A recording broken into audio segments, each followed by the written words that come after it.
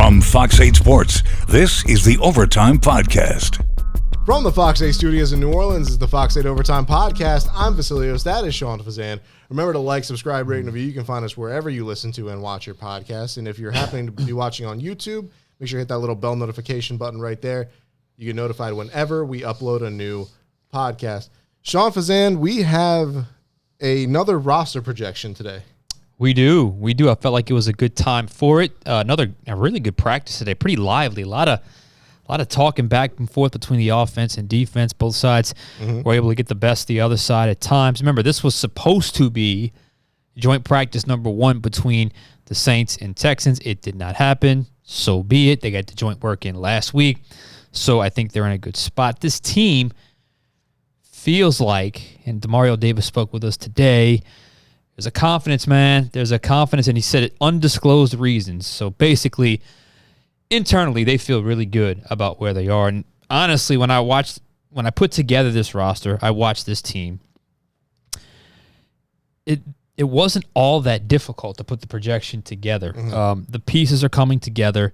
I think the competition questions have mostly been answered. And really, it's just the bottom 6 or 7 spots on your roster that could be somewhat debatable. But I did my best with the numbers available, with 1 guaranteed suspension, 1 possible suspension. So I have an adjustment there on this roster projection. So it was fun. Wasn't nearly as difficult. It's just a matter of how many you want to keep in certain spots, and maybe we'll have an agree or a disagreement there. But I think overall, this team looks ready to go for 2023 regular season. Now, correct me if I'm wrong, but we're just under a week away from roster cutdown day, right? Tuesday is roster cutdown day. Yeah, so you are 5 days. So it's going to be this final preseason game on Sunday, gathering all your intel and making your cuts on Tuesday. Now, that's cutdown day, so if you're on the final 53 cutdown day, it could change that following day because all the waiver wire things that go out, teams put in waiver requests, they bring guys in, which means more guys have to get cut. We're not going to go that far into it. We're just going to go for the final 53 based off the training camp practices and 2 of the 3 preseason games, the final one being Sunday against the Texans. All right, so let's get started with your roster projection number 3 here. Let's start with the quarterback position. This one should be pretty easy. It is easy. I'm going to go with Derek Carr, Jameis Winston, and Jake Haener. I know there's a little chatter. There's a little small talk about could Jameis Winston be on the roster bubble. I just don't see it right now.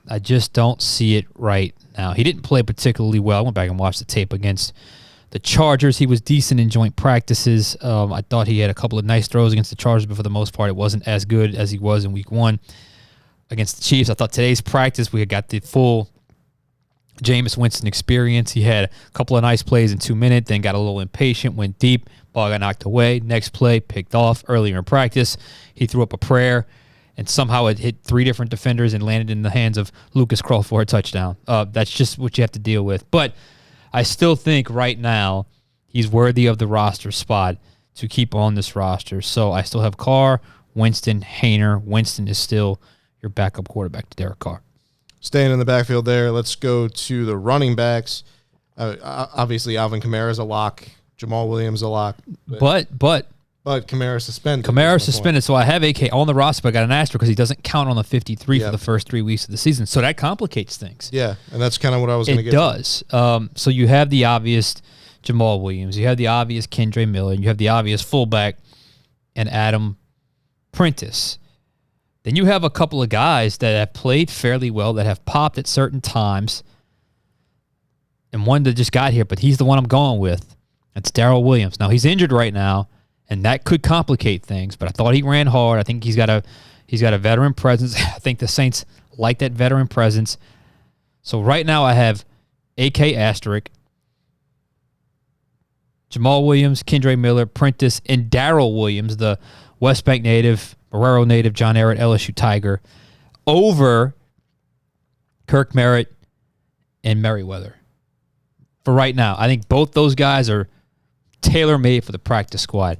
Now, Merriweather has showed up when given the opportunity, and he's gotten a lot of reps in the second halves of both preseason games, and I would expect him to get a lot of reps in this game. So maybe this is his chance, especially if Williams is still banged up heading into this game and out of this game. That could certainly help his chances. So it's a coin flip, but I'm going to go Darrell Williams for now. But if the injury lingers, I could see talk myself into Merriweather.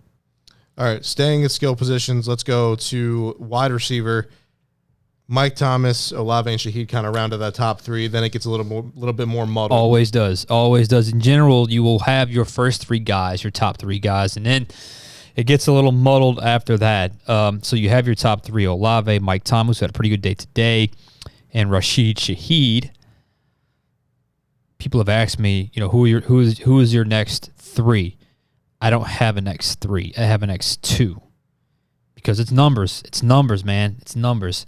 It's A.T. Perry, who has really come on since that first preseason game. And this might surprise some of y'all. It's Keith Kirkwood. It's Keith Kirkwood, the steady, wily old veteran, not flashy in any way, shape, or form, doesn't need anything more than just the roster spot. There's nothing else that he could go a whole season without making a catch, and he'd be fine with it if he just has to block. Now, in doing that, who did I leave off? Traquan Smith. Yeah. He's been hurt. You know what he can do. If the Saints go 6, I think he's the guy. If they don't go 6 and go 5, which I think is what it's going to be right now, I think he's on the outside looking in. Other guys I left off, Bowden, Kawan Baker, Shaq Davis, who has had a decent couple practices, but I think he needs a year in the practice squad, and John Trey Kirkland, who has actually had a couple of nice practices as well. But right now it's Olave, Thomas, Shaheed, Perry, Kirkwood. Did I say Shaq's last name correctly? Yes. I said Shaq Davis. Is that right? Did say Shaq Davis, yes. My apologies for the last one. Dropped the Shaq Evans on y'all. Sorry about that. But that's always the hardest group to predict because it's numbers. You don't really know. So I'm going to go, and some of those guys play special teams, some of those guys don't. Some of them are better blockers than others. Some of them are better blockers. And maybe that is something with Traquan that gets him on and a guy like Kirkwood off. But I'm not going with that right now. I'm going with Kirkwood on, Smith on the outside looking in. All right. Tight end, Juwan Johnson, easy lock there. And Foster Moreau, probably in. And then, again, it kind of gets a little bit muddy, but Jimmy Graham, if he's healthy, if everything is nice after that medical episode he had in California, Jimmy Graham is probably your 3. Yes. Because there's been a lot of people openly speculating about should he make the roster and almost casually thinking he won't. I'm here to tell y'all, he has done enough on the football field to make this roster. And even the 2 practices he had after the episode, medical episode, some call it a seizure or possibly could have been a seizure according to Saints doctors. He's done exactly what I thought he would do. My expectation was a guy that can catch a pass, move the sticks, be in the red zone. He did it again today. So if you were the medical episode, had it not happened, and you just look at football, I think he's done enough. Now, the medical episode is something that if it's something that could recur, then that's something that needs to be addressed, and that could be more of a medical issue that could prevent him from playing. But he's back practicing. And I asked Dennis Allen yesterday, are you confident he's past this? It won't pop up again. Yes, definitively said. And, of course, Taysom Hill, who is his own category. So, yeah. Taysom, Jimmy Graham, Juwan Johnson, Foster Moreau. Who do I leave off? Jesse James, Lucas Kroll, J.B. Holtz, and Lucas Kroll. Lucas Kroll's a tough one to leave off. I got to tell you, this kid, I know he had a drop touchdown pass, and it's all any of y'all remember, but he also had a catch where he kind of mossed a guy like over the guy's ankles, over the top and reaching down to the ankles, and then he had a crazy catch today. They like him. They do like him. I just think for this room, for this situation right now, I think Kroll is a practice squad guy. You just hope no one scoops him up when he's waived and then initially can get signed back. All right, and so now we are going to move to the trenches for the O-line, and I think I have a fairly good gauge on who your starting 5 is. Do you want me to run through it? Go ahead. All right. Trevor Penning, left tackle. James Hurst at left guard. Mm-hmm. Eric McCoy at center. Cesar Ruiz at right guard. And Ryan Ramczyk at right tackle. Okay. You're correct. Okay. I want to state this because I've been on a couple shows and there's a panic and fear about the second team Saints offensive line. And let me just put it in simplest terms as possible. Do you know how many teams have concerns about their second team offensive line in the NFL? I'd say 32. 32 of them. A good second team offensive line as a unit, all five, does not exist. No. Does not exist in the NFL. Numbers-wise, you wouldn't have it anyway. You're only going to keep 8 or 9. So, with that in mind, Throckmorton and Pete have both started for you. I think they feel confident and comfortable with those guys as the 6 and the 7. Then it gets a little murky after that. So if you're the Saints, you have, Ramczyk, who hopefully can return to his all-pro status. McCoy, who's a great center. Ruiz looks like he's playing a little bit better. Hurst is versatile. Penning is obviously the question mark. But you have Pete, you know what you have, and Throckmorton, who started games. So I don't know where you're at top end, but at least you have some guys that you know can play. I kept 2 more. Landon Young, who's been out. I think he's got a knee sprain. I know they like him, and he can play left tackle. He can play right tackle. And honestly, if it were just purely off of his performance, I would not put him on. But because he's a rookie 4th-round pick converting from tackle to guard, I put Nick Saldiveri, their 4th-round pick, on as well, which means I left off a guy like Max Garcia and Storm Norton, but I was told a guy like Garcia could be that veteran practice squad guy that every week they call up those bonus 2 spots to call up. So I could see that happening because he can play backup center. And let's just say something were to happen. You wouldn't have to shift 2 linemen. You could just plug him in if that were indeed the case. Because I guess right now the second center would be Ruiz, which would be, he's a starting right guard. So Ramczyk, Ruiz, McCoy, Hurst, Penning, Young, Saldiveri, Throckmorton, Pete. And again, what's the lesson? There is no such thing as a good second-team offensive lineman in the NFL. There's just not enough quality bigs walking the face of the earth that are good enough to play at the NFL level to have a starting 5 great and then the next 5 great. It just doesn't exist. All right, staying in those trenches, move to the defensive line, and this is the. You go inside or outside? Let's start on the outside going in, and it's looking like. Are we still sticking with Carl Granderson at that starting spot? Yeah, but I'll say this. Turner got some first-team reps today, and that looks like that might be a nice rotation. I think Turner's gotten better as the camp's gone on. It's looked that way. But Granderson, the last game was really good. But Granderson is just steady, consistent. Consistent. Every time Turner would make a play, Granderson made a play. So I'm still going to go Granderson as the 1. Mm-hmm. Turner's the 2, but they've run so many sub packages that they're going to get a lot of snaps. Yeah, opposite side, then you got Cam Jordan. Cam, and then his backup, I think, is Tano Passanio. Yeah, he's had a good camp. Quietly good camp. You notice him. He's 6'7", like 260. And then, look, I thought, I got to be fair because we've been on him all camp, but I thought not today, but yesterday's practice. What day is it today? This Thursday. So Wednesday's practice, I thought, was Falsky's best work. Yeah. And DA went out of his way to compliment him because I think he caught on him a little bit after that game against the Chargers, and he hadn't had a great camp. So for him to respond, I think is something significant. Now, I still don't think he's going to be much of a factor this year, or at least early. But I think that's your 5. Jordan, Tano, Turner, Granderson, Isaiah Falsky, which means I left off the Greek freak, Nico Lelos. Sorry.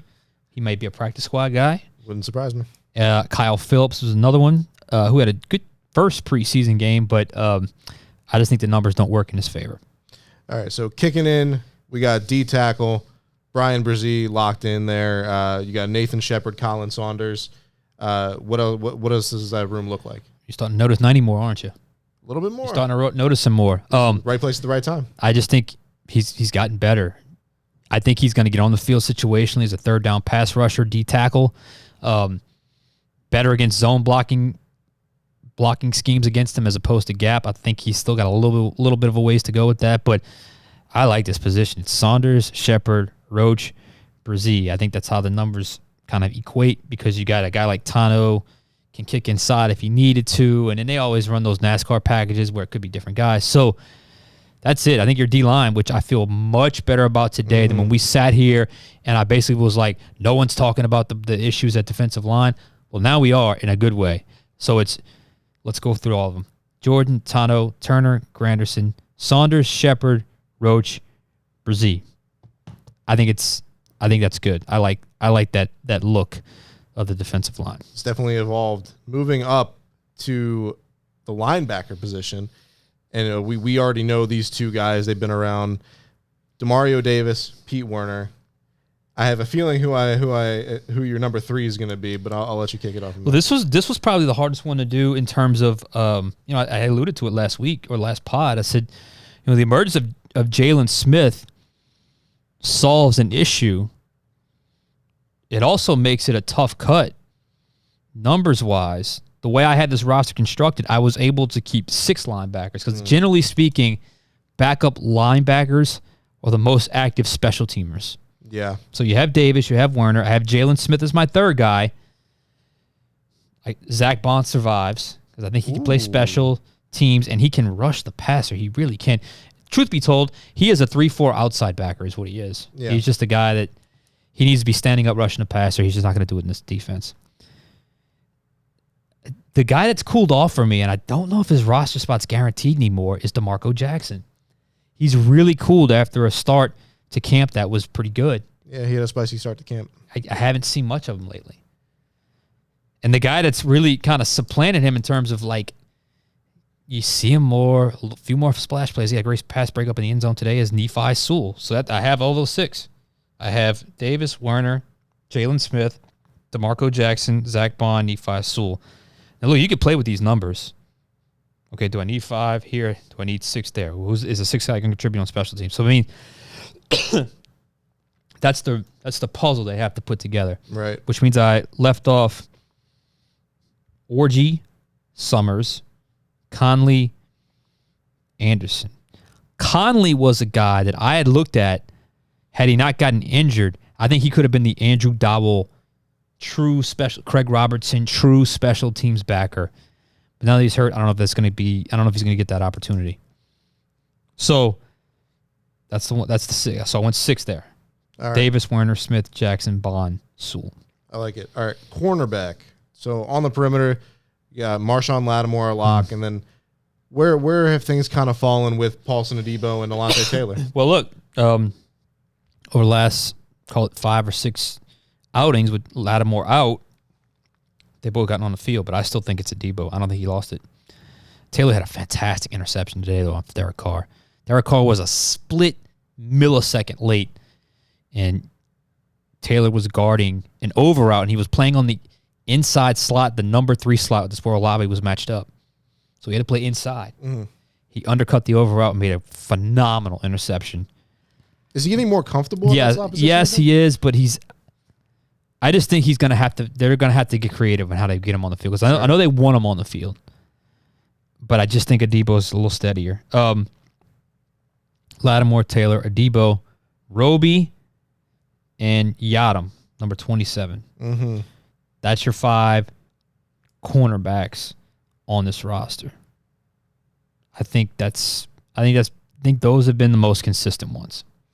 All right, so going back to safety, Tyrann Mathieu in there. We saw yesterday or was it 2 days ago, that Marcus May is on probation now after a legal thing in Florida. Mm-hmm. So he could possibly see a suspension. Don't know when it's coming, if it's coming, but where does that leave you with the safety position? This was actually tricky because if he's out, which is a strong chance he could be, you have to put the asterisk there with May. Yep. So I have Tyrann Mathieu. I have Jordan Howden, but he's a rookie. Mm-hmm. I don't know if he's starter. I have JT Gray, but he's a special teamer. So the guy, to me, is Lonnie Johnson. Ooh. Over Jonathan Abram. Lonnie Johnson was initially listed as a corner, but he's been playing safety. He's huge. He's like 6'2", 220. To me, he's the safety. And then I have Ugo Amade, mm-hmm. but he's been more of a nickel, but I got him in the safety slot right here. Yeah, he's versatile.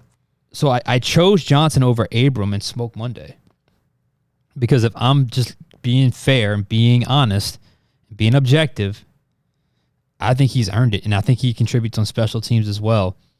Now, when May comes back, somebody goes off. Is it Johnson?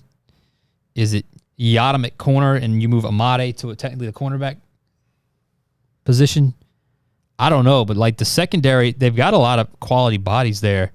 It's just a matter of making all the numbers work. So Marcus May being out for possibly being, he hadn't been suspended yet. We need to clarify that. Yeah, no, absolutely.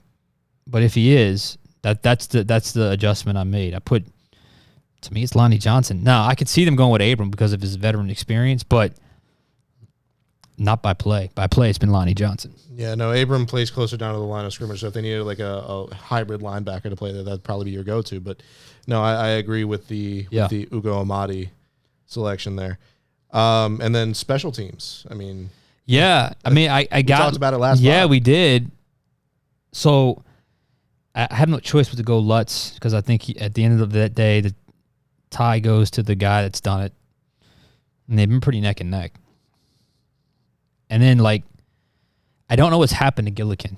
He's just not the same punter. But he's done it before. Headley hasn't, outshined him. He just hasn't. Just Gillikin has just been up and down. Mm. So I'm staying with Gillikin. And then Zach Wood is a specialist. But, man, it wouldn't shock me if somehow they start looking at punters. Because it's just, you got to be able to count on that, flipping the field. And I actually think whoever wins the kicker battle, they're going to be fine. I still think it's going to be Lutz. But if it's groupie, so be it. And if you're able to get a draft pick for the other one, the one that doesn't make it, run to the table. But I worry more about the punter situation because I just don't. Neither guy has been overly consistent to where I remember when Gillikin first got here. Yeah, he was good. I know, it was the first time at an OTA practice I had noticed, the punter standing out to a point where I put him at, take one of my 5 takes that day. Yeah. I was like, this guy, Blake Gillikin, there was Morstead was still here. So they kept Gillikin on the practice squad and let Morstead finish out his final year here before letting him go and promoting Gillikin. But Gillikin's been, like I said, man, he's just been a little bit up and down. So we'll see. Maybe he's got some time to figure it out, but that's nothing to play around when you got a team you think can make the playoffs. And if that's a vulnerability, I could see them addressing that some kind of way. I feel like a lot of people discount the importance of a really good punter to have on your team, Oh, yeah. And when you're flipping the field and when you're, and if you have a good defense, which the Saints do, field position is key. Field position is if they're having to start the drive at the 30 instead of the 50, it makes all the difference in the world. If you got a strong enough defense, one, you don't have much to get in scoring position. The other one, they got to fight for it. So It all matters, and the details matter, and every detail matters in the NFL, especially when you have a team, like I said, that feels like they're the best team in the NFC South, and they feel like they can contend in the NFC this year. Sean, any final thoughts as we head into this final preseason game? Yes, none of us know anything, so I don't know how this is going to go, but I think didn't sound like the starters are going to play much in the final preseason game. I know Demario Davis isn't. Certainly sounded like the way DA was talking that most teams rest their starters for the final preseason game. I don't know if he was leaning towards that, but I wouldn't expect all of them to play. I do want to see Trevor Penning back on the field. He needs as many reps as possible, so just get him on as quickly as possible. And then we turn the page to the regular season. I am ready, as is I think everybody in black and gold right now with the organization. So I'm ready for this thing to get started, and this is going to be fun. I'm gonna do one more projection after the final preseason game, and then I like to kind of stack up, my projection versus the actual Tuesday at 3:00, what it actually ended up being. So we'll see. That'll be fun. All right, thank you guys so much for tuning in. This has been the Fox 8 Overtime podcast. If you remember to subscribe, rate, and review, you can find us wherever you listen to and watch your podcast. Final word feature as well. Leave us a question in the comments below. Keep sending us questions. For Sean Fazan, I'm Vasilios. We'll catch you guys next time.